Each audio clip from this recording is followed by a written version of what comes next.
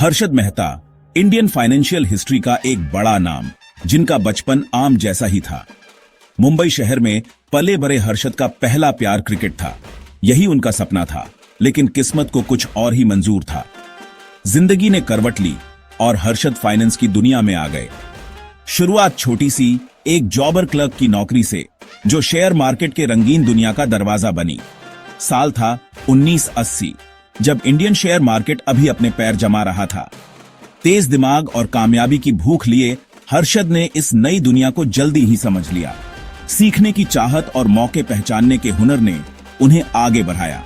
एक brokerage firm से दूसरी में जाते हुए वो अपना हुनर तराशते गए, मार्केट की नब्ज पहचानते गए।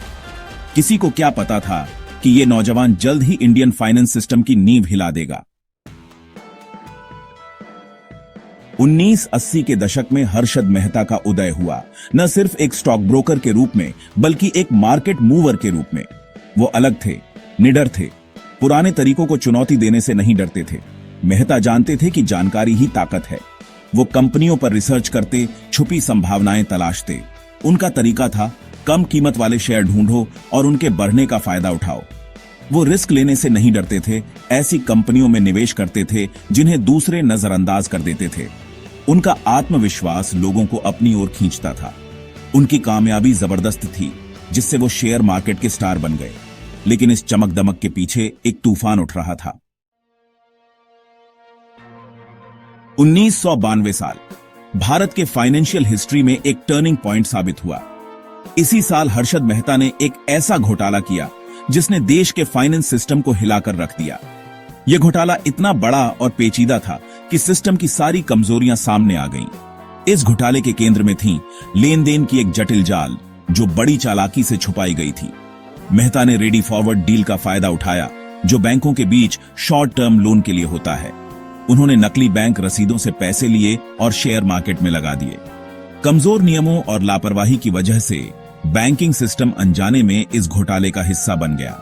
मेहता का असर बड़े बड़े लोगों तक था। बैंक अधिकारियों से मिली भगत के भी आरोप लगे। उन्होंने शेयर के दामों में हेरफेर किया, एक नकली तेजी बनाई, जिससे उन्हें और उनके साथियों को फायदा हुआ, जबकि अनजान निवेशकों के हाथ में बेकार शेयर रह गए।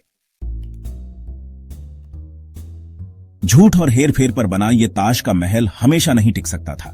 दरारें दिखने लगीं और एक पत्रकार, सुचेता दलाल ने हिम्मत दिखाते हुए इस घोटाले का पर्दाफाश किया। सच्चाई की उनकी लगातार खोज ने हर्षद मेहता के राज पर से पर्दा उठा दिया। सुचेता दलाल ने कुछ लोगों से मिली जानकारी और अपनी पड़ताल के आधार पर टाइम्स ऑफ इंडिया में कई लेख लिखे। उन्होंने घोटाले की पूरी कहानी बताई, धोखाधड़ी का पैमाना और बड़े बड़े लोगों की संलिप्तता उजागर की। इस घोटाले को सामने लाने में मीडिया का बहुत बड़ा रोल रहा। मीडिया के दबाव के कारण सरकार को एक्शन लेना पड़ा। जांच शुरू हुई, जिससे घोटाले की गहराई और फाइनेंस सिस्टम पर इसके असर का पता चला। इस घोटाले ने पूरे देश को हिला दिया।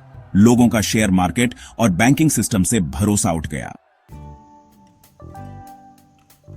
1992 के घोटाले के बाद हर्षद मेहता की गिरफ्तारी ने पूरे देश को चौंका दिया। उनका केस मीडिया में छाया रहा। मेहता पर धोखाधड़ी और जालसाजी के आरोप लगे, लेकिन उन्होंने सभी आरोपों से इनकार किया। उन्होंने नेताओं और अफसरों पर भी आरोप लगाए। कुछ मामलों में उन्हें सजा हुई, लेकिन कई सवाल अनुत्तरित रह गए। 2001 में जेल में उनकी मौत ने और भी रहस्य पैदा कर दिए। क्या वो मास्टरमाइंड थे या सिस्टम के मोहरे? ये घोटाला सिस्टम की कमजोरियों और पारदर्शिता की जरूरत को उजागर करता है। हर्षद मेहता आज भी महत्वाकांक्षा और सिस्टम की खामियों की कहानी बने हुए। वीडियो अच्छे लगे तो लाइक करें, कमेंट करें और सब्सक्राइब करना ना भूलें। धन्यवाद।